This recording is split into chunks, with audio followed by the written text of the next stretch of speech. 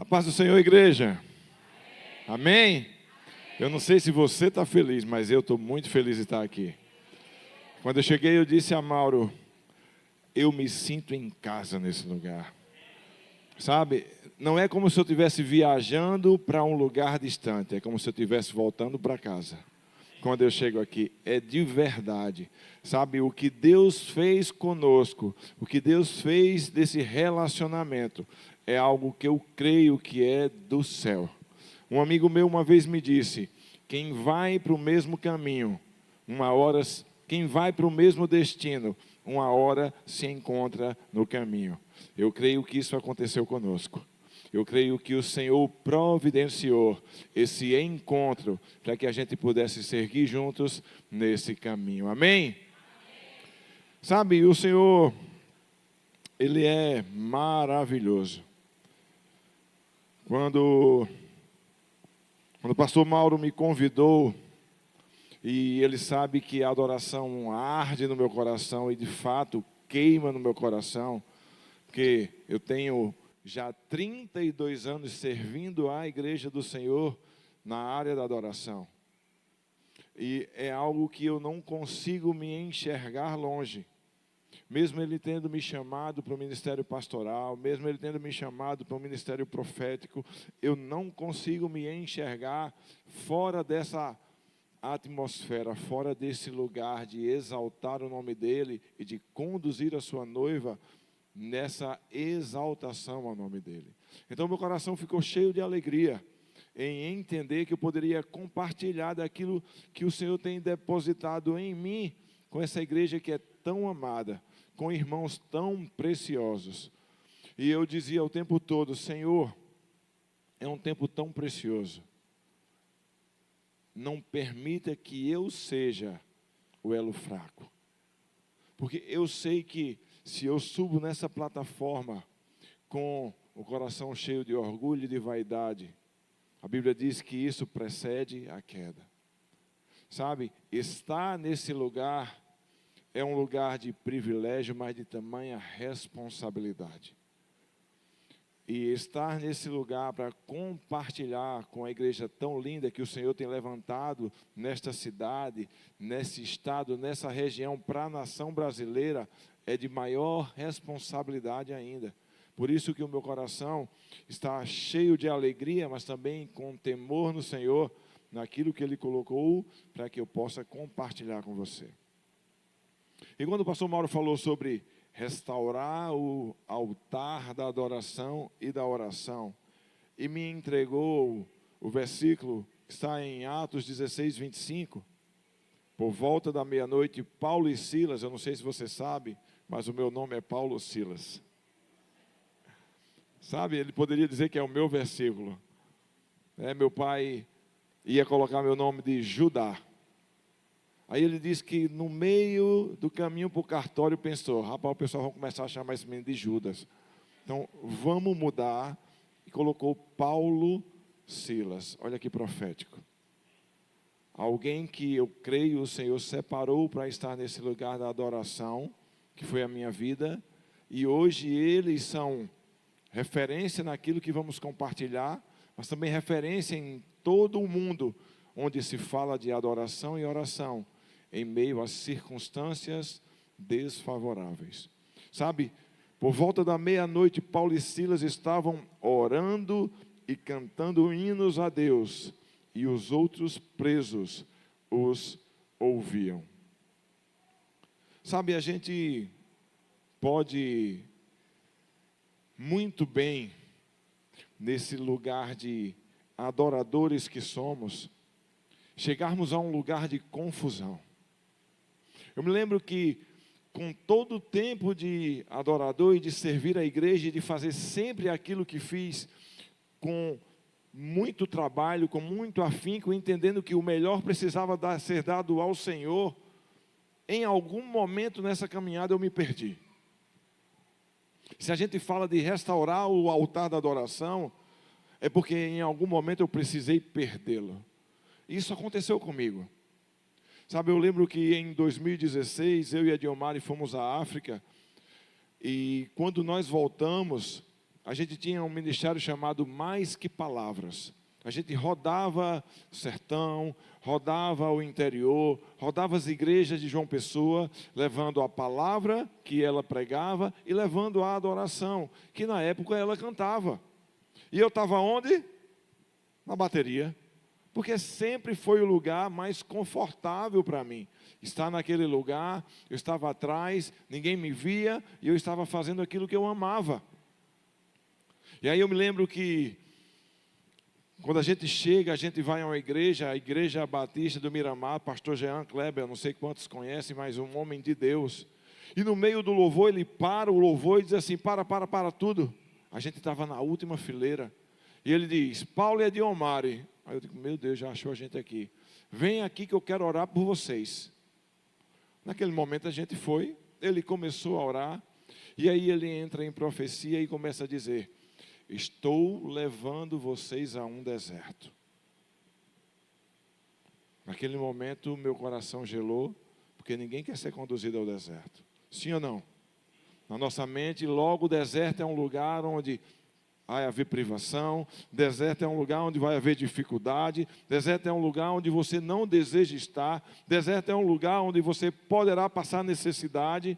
Naquele momento meu coração ficou apertado, mas quando eu entendi que era o próprio Deus dizendo, eu vou levar, eu me lembrei que o meu Senhor também foi conduzido ao deserto pelo Espírito Santo. É o que diz a sua palavra, que o Espírito Santo levou Jesus ao deserto, para passar um tempo e então começar o seu ministério. E aí ele diz, vou levar vocês a um deserto para então entregar algo maior. 2017 nasce a Zoe. Nós iniciamos a Zoe. Um ano depois nós entendemos aquela palavra. Mas durante aquele ano, eu me lembro que a Diomar era convidada para pregar, e ela dizia assim, você quer que a gente vá com louvor? Aí quem chamava dizia, não. E eu ficava em casa. Chegava outro convite, vocês querem que a gente vá com louvor? E quem convidava, ela dizia, não. E aquilo foi apertando o meu coração. Aquilo foi me entristecendo. Aquilo foi de fato me levando para um lugar de sombra, sabe? Para um lugar de estar na caverna. Eu me lembro que houve um domingo que eu acordei, e nesse domingo eu acordei aos prantos. Um homem casado com 4 filhos, acorda no domingo chorando, soluçando, sem controle do seu choro. E a Delmari começa a perguntar, o que foi, meu amor, o que foi? E eu simplesmente caí no seu colo e eu comecei a gritar com Deus, por que você está fazendo isso comigo? Por que você está fazendo isso comigo? Naquele dia, Deus começou a me revelar que o meu coração não estava nele. O meu coração estava no que eu fazia. Não havia um altar de adoração. Havia um lugar de satisfação em fazer aquilo que se gostava de fazer. Era prazeroso para mim tocar. Era prazeroso para mim estar na bateria e dizer, estou servindo. E Deus precisou me tirar desse lugar para que eu entendesse que o altar da adoração tem a ver com Ele e não com aquilo que eu faço.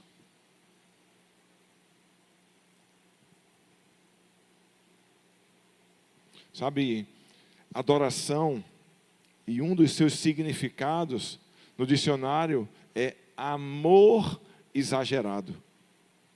Você conhece alguém que ama exageradamente? Tem alguém aqui que ama exageradamente? Que o seu marido ou sua esposa pode dizer assim, isso é um exagerado. Sabe, eu me lembro que quando eu namorava com a Ediomari, eu ia para o escritório, e o muro da casa dela era um muro alto, eu acho que era mais alto do que esse aquário aqui, e eu chegava todos os dias, subia no muro dela, tinha uma janela assim da sala, e eu começava a gritar para ela que eu amava ela. para que a rua toda ouvisse. E eu começava, Maguinha! Até que ela saísse, né? Que eu chamava ela de Maguinha, né? Na realidade, eu chamava ela de Magrilé. Eu dizia que ela era uma magrinha filé. Era Magrilé. E aí eu começava a gritar naquela janela para que ela saísse, para que ela ouvisse o quanto eu a amava. Eu exagerava naquele amor, eu exagerava na minha demonstração, eu exagerava para que não somente ela soubesse, mas todos que estavam naquele lugar pudessem ouvir que eu amava a ela. Adoração. Amor exagerado.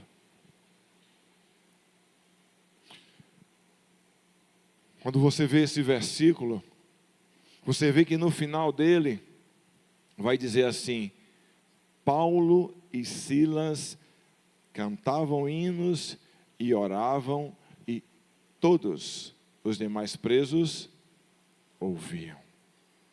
Sabe, aquela declaração de amor, aquele amor que de fato se derramava ao Senhor, independente da circunstância que eles estavam vivendo, era vista por aqueles que estavam com eles na mesma situação. Adoração é algo que precisa estar no meu coração e precisa estar no seu coração, mas não somente trancafiado em nós, de tal maneira que só eu e Deus sabemos. Adoração é algo que precisa estar no meu coração, mas precisa estar na minha vida de tal maneira que aqueles que estão à minha volta, que aqueles que me conhecem, que aqueles que andam comigo entendam: esse cara é um cara exagerado no seu amor pelo Senhor. Esse cara é um cara exagerado no seu amor por Deus. Ele faz loucuras pelo Senhor. Tudo que tem nas mãos dele, ele entrega ao Senhor, porque ele diz que o Senhor é a sua melhor porção. Porque tantas vezes nós cantamos hoje que ele é o nosso bom perfume, trazendo e fazendo menção àquela mulher que quebra aquele vaso de alabastro e derrama aos pés do Senhor algo que valia como se fosse o salário de todo um ano. Mas muitas vezes isso é apenas retórica. Isso às vezes são apenas palavras que nós lançamos num momento de liturgia. Nós até fechamos os nossos olhos, levantamos as nossas mãos. Mas quando saímos daqui, esse bom perfume se acaba. Quando saímos desse lugar de adoração, ou melhor, nesse lugar de cânticos espirituais, isso fica por aqui. Porque na segunda-feira o meu bom perfume é meu, na terça-feira o meu bom perfume é meu, na quarta-feira o meu bom perfume é meu. Qual é o seu bom perfume? É aquilo que você tem de melhor.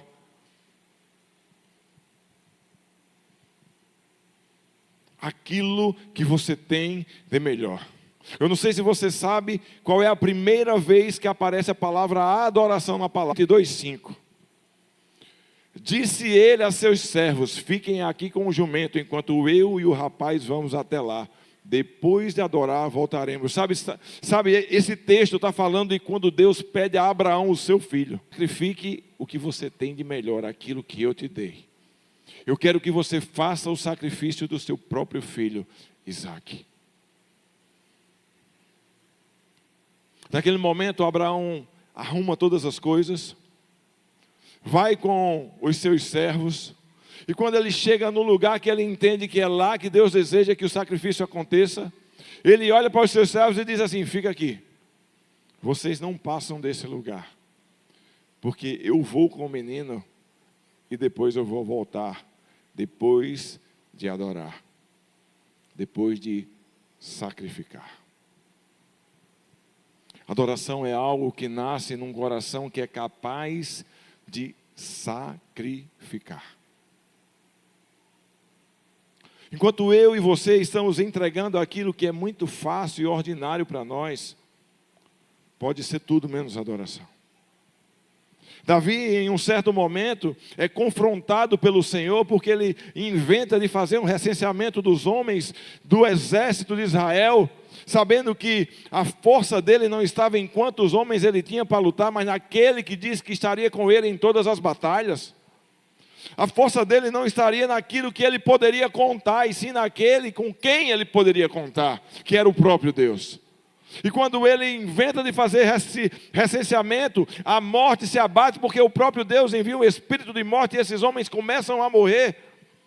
E aí o anjo do Senhor é enviado para dizer a ele: olha, isso só vai cessar com o sacrifício. Você precisa adorar. Você precisa levantar um altar de adoração e sacrificar.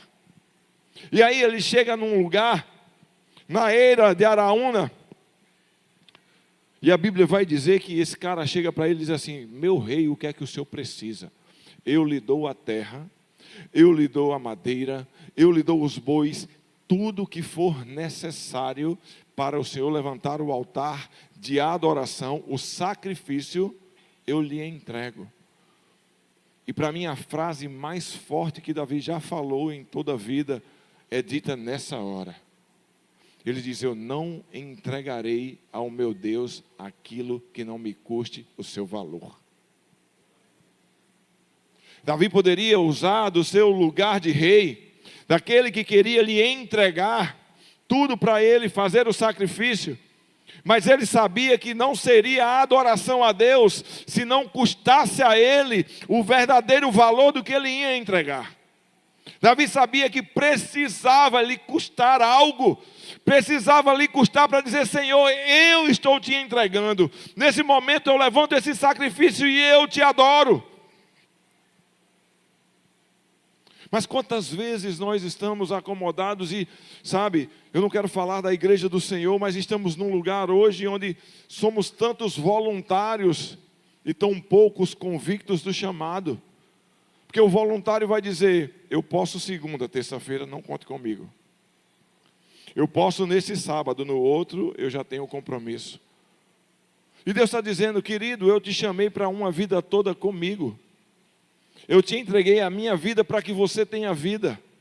E o que você quer sacrificar é aquilo que te sobra? O que você quer me entregar é aquilo que te sobra? Porque eu não sou o primeiro nos seus compromissos. Porque eu não sou o primeiro quando você pensa: preciso entregar ao Senhor. Isso não é adoração. Adoração é: eu podia estar na minha casa, eu podia estar descansando, mas eu entendi que o Senhor me chamou. E cansado, exausto, eu vou fazer aquilo que eu posso e o que eu não posso. Porque o meu Senhor suou gotas de sangue dizendo: Senhor, passa de mim esse cálice, mas que não seja feita a minha vontade, e sim a sua, para que eu pudesse ter vida. É por Ele que eu vou me sacrificar. É por Ele que eu vou sacrificar em adoração. É por Ele que a minha vida vai ser entregue. É por Ele que eu vou rasgar a minha vida e vou gastar a minha vida. Isso é adoração. Nós não estamos falando apenas de cânticos. Nós estamos falando de uma vida entregue ao Senhor. Nós estamos falando de uma vida rasgada ao Senhor. Nós estamos falando de uma vida gasta aos pés do Senhor, para viver tudo o que Ele deseja ser vivido. Esse texto, no começo dele, vai dizer que Paulo e Silas, eles estavam indo em direção àquele tempo de oração. Sabe, Paulo, ele não chega nesse lugar de prisão porque ele é um malfeitor.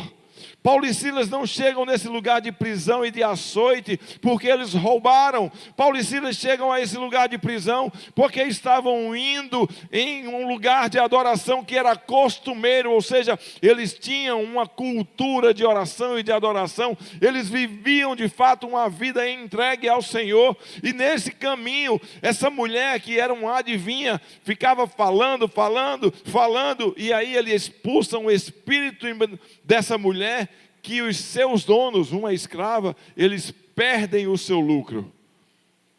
E aí, entendendo que não poderiam mais ganhar dinheiro com aquelas adivinhações, levam Paulo e Silas para a praça da cidade e eles são julgados, açoitados e presos. Eles são presos por estarem fazendo a vontade de Deus. E quantas vezes eu e você, quando estamos bem entre aspas, fazendo a vontade de Deus, ou somos diácono na casa do Senhor, somos pastores, somos aqueles que servem na adoração, e coisas que são ditas ruins acontecem conosco, ou seja, situações e circunstâncias adversas vêm ao nosso encontro. A primeira pergunta que surge no meu coração e no seu coração: Senhor, eu te sirvo, como é que isso está acontecendo comigo? Eu imagino você fazer essa pergunta olhando nos olhos de Paulo, quando você chegar no céu, apedrejado inúmeras vezes, dado por quase morto, depois de inúmeros naufrágios, vivendo o que nem eu nem você podemos imaginar, por amor do Evangelho, por amor a vidas, por amor a gentios que zombavam de quem era Deus, mas ele estava ali convicto do chamado que tinha no Senhor. E porque fazia o que fazia no Senhor, morreu como morreu, decapitado. E numa hora como essa, numa circunstância como essa, preso num tronco, num lugar que diz a palavra, subsolo, provavelmente úmido, cheio de mofo, um lugar fétido, porque os presos deviam defecar lá, urinar lá, ele estava acorrentado lá, e a sua boca, ao invés de dizer, Senhor, por quê? Ele vai dizer, eu louvo ao meu Deus. Eu glorifico ao meu Deus, e das suas palavras saem hinos de louvor e palavras de oração. Sabe, o Senhor nessa noite quer nos dizer, é esse o lugar que vocês precisam estar. Porque o nosso Jesus disse, no mundo vocês vão ter aflição. Não se enganem, mas tenham bom ânimo.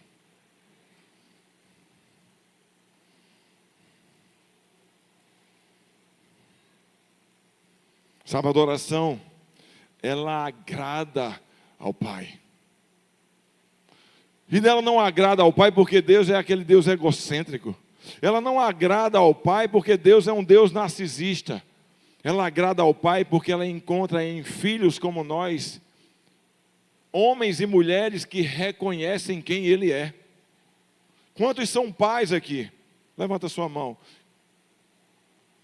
Para mim, eu creio, não há nada que entristeça mais o coração de um pai que a falta de reconhecimento do seu filho por todo o seu esforço, sim ou não?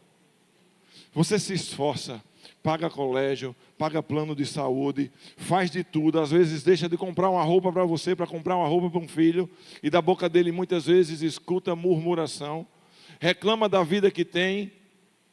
A minha pergunta é, como é que você como filho tem feito para com o seu Pai Celestial?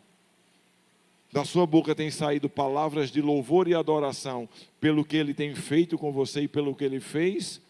Ou da sua boca tem saído palavras de murmuração, como tantas vezes nós como pais ficamos ofendidos quando ouvimos dos nossos filhos?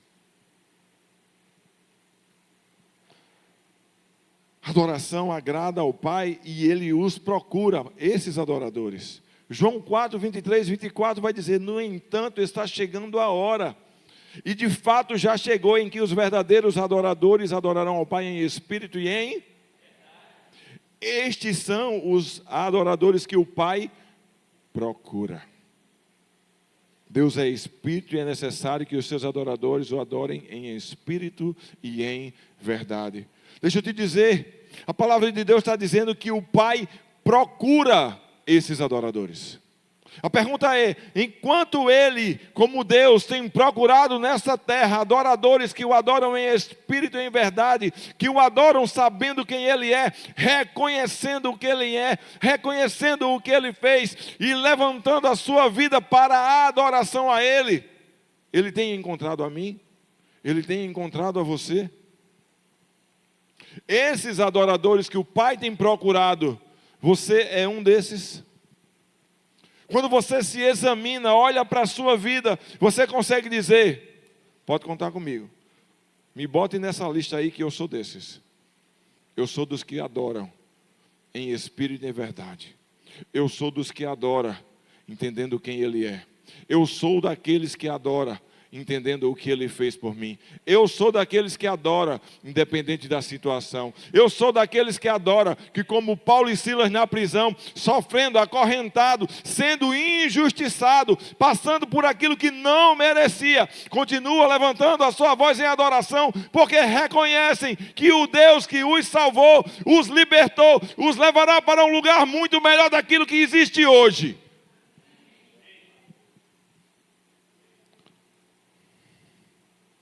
As circunstâncias, elas não podem definir a nossa adoração.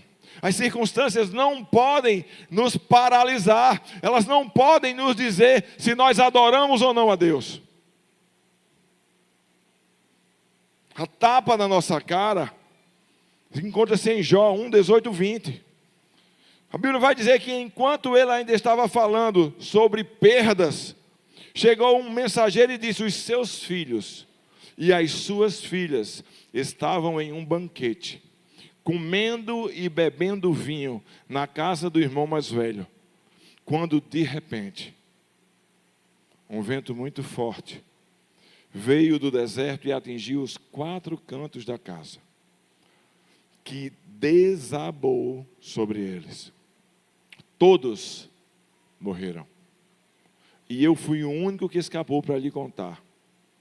Ao ouvir isso, Jó levantou-se, rasgou o manto, rapou a cabeça, então prostrou-se com o rosto em terra em adoração.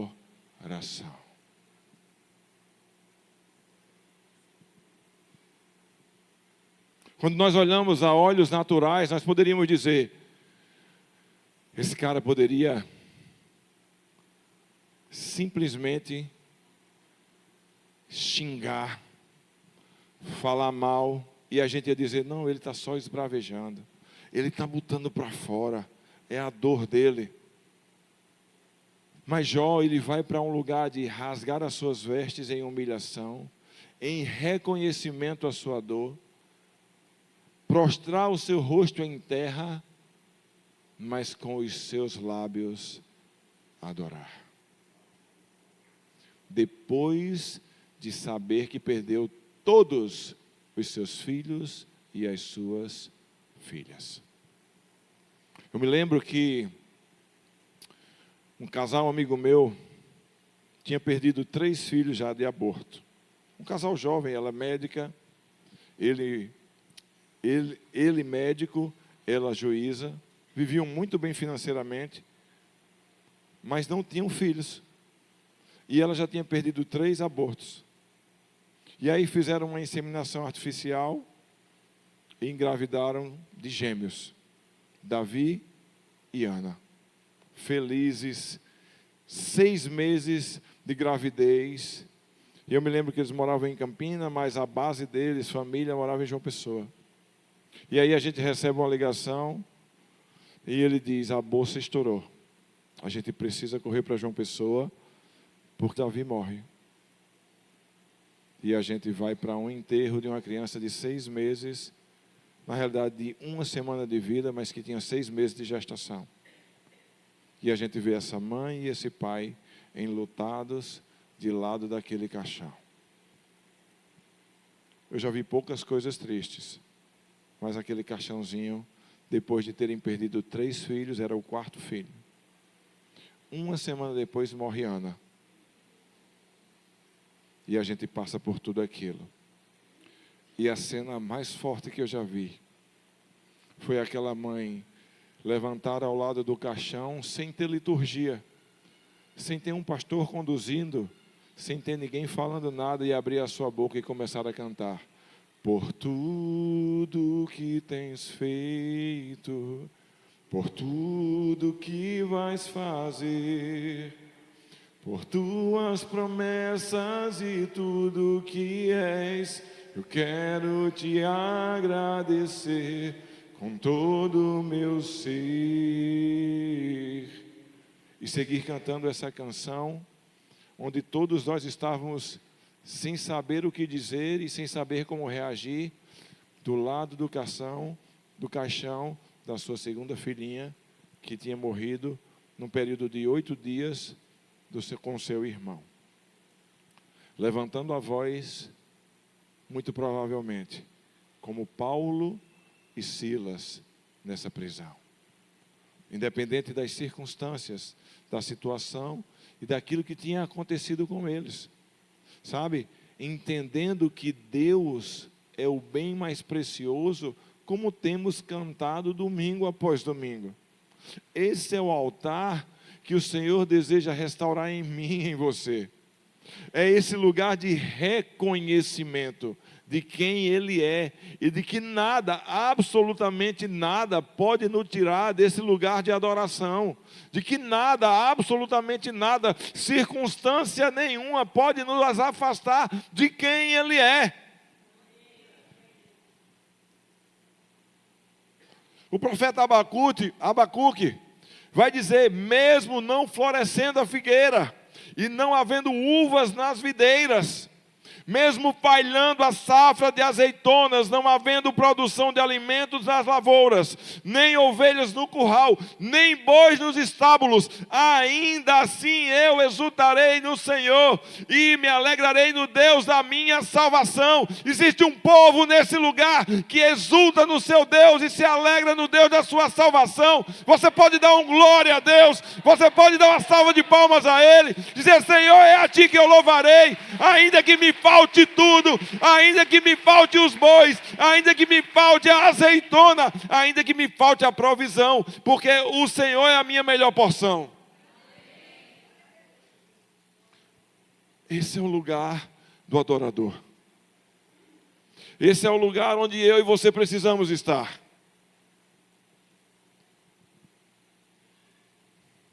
Salmo 34:1. Davi vai dizer: bendirei o Senhor o tempo todo, os meus lábios sempre o louvarão. E eu não sei se você sabe, mas ele está escrevendo esse capítulo em particular, enquanto foge de Saul. Ele está escrevendo esse capítulo em particular, quando ele tem que se fingir de doido para salvar a própria vida. Sabe, Davi, alguém que um dia foi ungido rei, o profeta chegou na sua casa, derramou o óleo na frente da sua família e disse: você é ungido nessa hora, rei de Israel. Podia dizer: Senhor, o Senhor está me fazendo passar vergonha, porque o Senhor entregou uma palavra profética para mim, eu não estou vendo se cumprir. Ao contrário, eu estou sendo perseguido. Ao contrário, as pessoas estão olhando para mim, zombando. Eu tenho que me fingir de noivo para salvar a minha própria vida. Não, ele vai dizer: eu exultarei no Deus da minha salvação, eu louvarei ao Senhor, e dos meus lábios em todo tempo sairá louvor. É por reconhecer quem Ele é e não estar preso nas circunstâncias que ele está vivendo, que ele vai reconhecer quem é Deus e vai estar nesse lugar de ter o seu altar de adoração restaurado. É esse lugar que eu e você precisamos estar.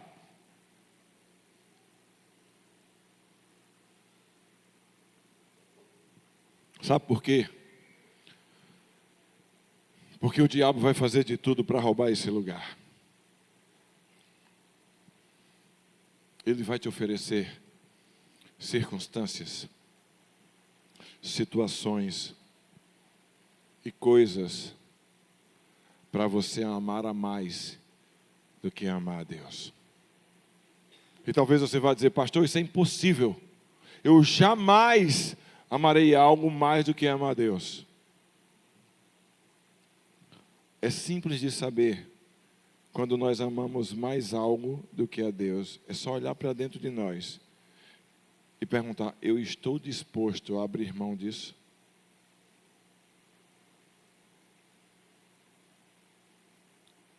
Pelo Senhor? Eu estou disposto a abrir mão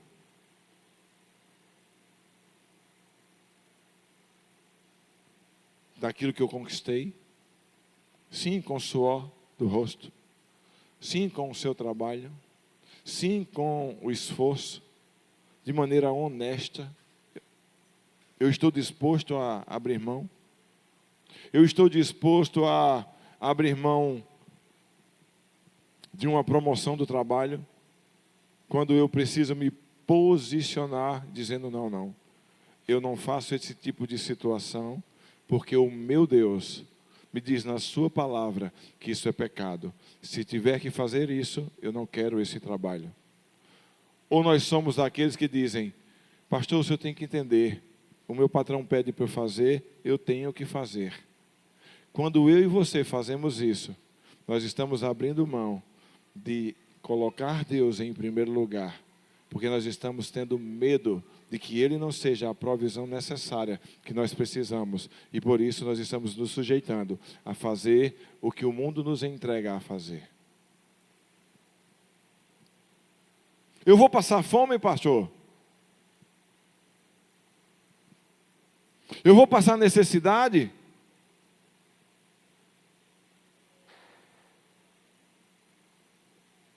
Eu creio no que a palavra de Deus diz. Ela diz que a nossa provisão vem do Senhor. Ele é a nossa provisão.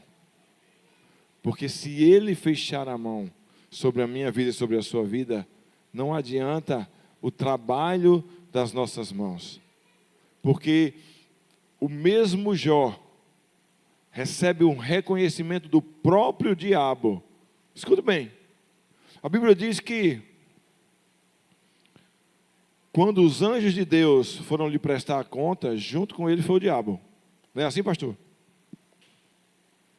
E aí eu costumo dizer que Deus se gabou de Jó. Então chegou para ele e disse assim, tu viu meu servo Jó? Homem reto e íntegro, que se desvia do mal. Sabe qual é a palavra do diabo? Ele diz assim, também, bem sei que o Senhor abençoa todo o trabalho das suas mãos. Jó não era próspero porque ele trabalhava muito. Ele era próspero porque a bênção do Senhor estava sobre o seu trabalho. Então, eu não sei qual é o seu trabalho, mas se ele vai de encontro à palavra de Deus, a mão do Senhor não está sobre você nesse trabalho. E quando eu ou você insistimos nesse trabalho, que vai de encontro à palavra de Deus, eu estou declarando com as minhas atitudes, não com a minha boca, que em primeiro lugar está a preocupação com as minhas finanças e com aquilo que eu preciso receber. É por isso que Jesus vai dizer, não estejam ansiosos com coisa alguma, nem com o que comer, nem com o que vestir. Ele está dizendo assim, vocês não sabem que o Pai de vocês cuida de vocês? Vocês não sabem que é Ele que se preocupa com vocês? Vocês não sabem que Ele vai prover toda a vossa necessidade? Quando você se coloca nesse lugar de ansiedade, de achar que não vai dar certo, você está dizendo assim, eu acho que Deus não vai suprir.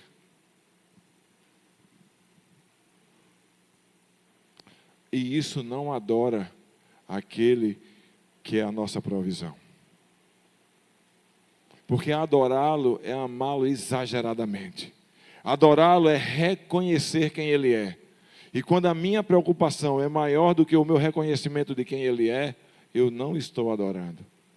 E aí o diabo tem vantagem sobre nós. O diabo é sujo. Quer roubar a adoração que é de Deus a partir das preocupações e a partir das suas sugestões. Querido, ele fez isso com Jesus. Olha o que ele diz, Mateus 4, de 8 a 10. Depois o diabo o levou a um monte alto e mostrou-lhe todos os reinos do mundo. Talvez ele não esteja mostrando a mim e a você todos os reinos do mundo, mas um trabalho bem valoroso. Talvez um relacionamento muito proveitoso. Talvez, eu não sei o que é que o diabo está mostrando para você. E o que ele está mostrando para você vai de encontro à palavra de Deus, mas você está dizendo assim, olha como Deus está me abençoando.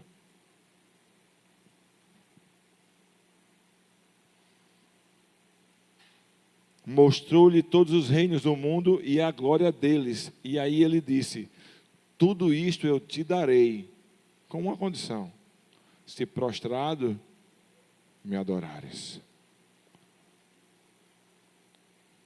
Tudo que o diabo quer é que a minha adoração e que a sua adoração, que precisam e devem ser entregues ao Senhor, seja entregue a Ele a partir das nossas necessidades.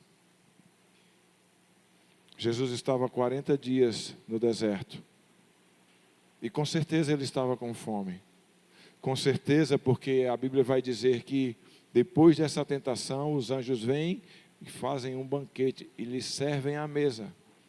Entenda, é na necessidade, seja ela física, emocional, que eu e você vamos ser tentados a tirar os nossos olhos daquele que precisa ser adorado e adorarmos aquilo que pode nos suprir. Porque quando eu coloco os meus olhos e dou mais valor àquilo que pode me suprir, eu tiro os olhos daquele que de fato é quem é a minha provisão. Nós precisamos ter cuidado.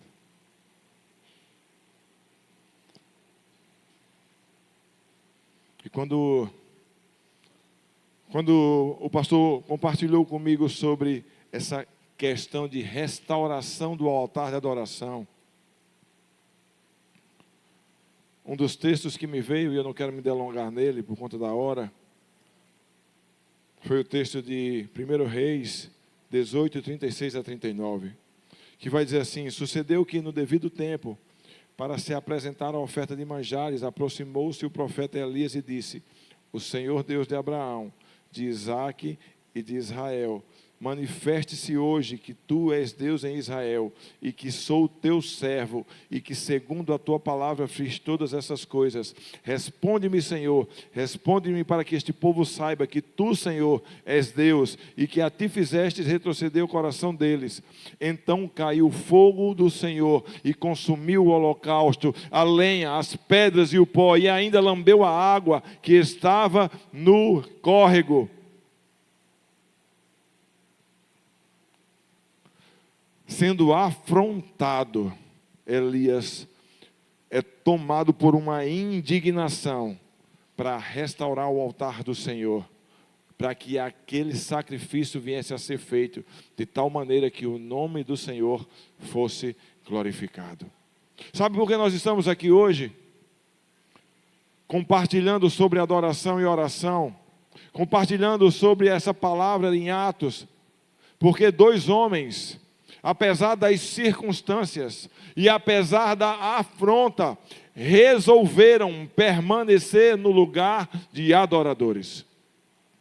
Dois homens resolveram permanecer nesse lugar e dizer: as circunstâncias não vão nos parar. Os profetas contrários, como foram os de Baal e de Aserá, não vão nos parar. As vozes contrárias a essa igreja não vai parar essa igreja. O avançar dessa igreja não vai parar, porque pessoas se levantam contra ela, porque vozes se levantam contra ela. Porque aquilo que o Senhor levanta será executado, será feito e será completado para a honra e glória do nome dEle. Porque é o nome dEle que será exaltado. Nós estamos reunidos nesse lugar, levantando um altar de adoração ao único que é digno. Chama-se Jesus Cristo de Nazaré. Aquele que foi à cruz, aquele que morreu, ressuscitou ao terceiro dia. Apenas esse nome é levantado neste lugar. É sobre Ele que nós cantamos, é sobre Ele que nós pregamos, é sobre Ele que nós falamos, é nele que queremos viver. Esse é o lugar de adoradores, esse é o lugar daqueles que reconhecem quem é o seu Deus, esse é o lugar que não se curvam às circunstâncias e situações, esse é o lugar dessa igreja, dessa comunidade de fé. Amém? Amém? É a Ele que nós vamos adorar. Circunstâncias não vão calar a sua voz. Circunstâncias não vão calar a minha voz. Vozes contrárias não vão nos calar. Mas nós precisamos tomar a posição. Nós precisamos entender que a adoração não se dá a partir de uma vida favorável. A Bíblia vai falar sobre sacrifício de louvor. O que é que você imagina que é sacrifício de louvor, querida? Eu não sei se a família está aqui, eu já quero compartilhar do meu sentimento, dos meus pêsames. Eu sei que essa igreja, essa comunidade de fé perdeu alguém, provavelmente precioso, e eu sinto muito, mas é saber que essa pessoa que se foi está com o Pai, e que tudo aquilo que temos feito é para que muitos outros, quando partirem, também estejam com o Pai. E que esse lugar de estar com o Pai é o lugar mais precioso que pode haver. Por isso no nosso coração existe a tristeza da saudade, mas a felicidade e a alegria de saber que aquilo que Ele fez naquela cruz tem valido a pena hoje para homens e mulheres nessa cidade. E por isso nós abrimos a nossa boca, independente de uma situação como essa, como fez aquela mãe de Davi e de Ana, para dizer: por tudo que o Senhor tem feito, e por tudo que Ele ainda vai fazer, pelas promessas que Ele ainda vai cumprir, pelas palavras que foram liberadas, que eu já ouvi e sei que se cumprirão, eu vou abrir a minha boca, eu vou exaltar o nome dEle, e eu vou adorá-lo por quem Ele é. Porque como Paulo e Silas, naquela prisão, eu vou levantar a minha voz, para que outros saibam quem é o meu Deus. Eu vou agir com a atitude de quem tem ao Senhor como o Senhor da sua vida, e a minha vida vai ser um altar de adoração a Ele. Eu vou anunciar sobre quem Ele é, com a minha voz, com os meus atos e com tudo o que eu tenho, porque Ele é merecedor da minha adoração. Amém? Existe uma igreja que deseja viver dessa maneira. Existe uma igreja que decide viver dessa maneira. Será que você pode ficar de pé onde você está?